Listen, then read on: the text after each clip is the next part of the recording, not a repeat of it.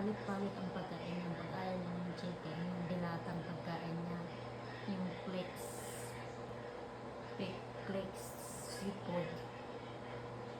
Pagkatapos kung hindi naman yung hotdog, kung hindi baloney, kung hindi ayan chicken. Isang buong chicken, paubos na. Ayan, di naman nakaupo siya habang kumakain.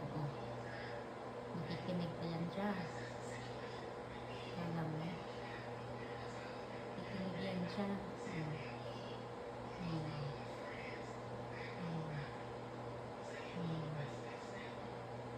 Tinataas ng tiyan niya. May gutom siya. Magaling itong pusang ko, matalino. Pag umaalis kami, nandyan lang yan siya, nakaantay sa upuan. Iniiwanan lang namin pagkain, kaya niya magsisimba kami, iiwanan ulit namin siya pagkain, dyan lang siya, tapos may iian siya dyan, tapos nagtutupan. Doon siya nagtutupo sa nagpipiti. Hindi siya makalat.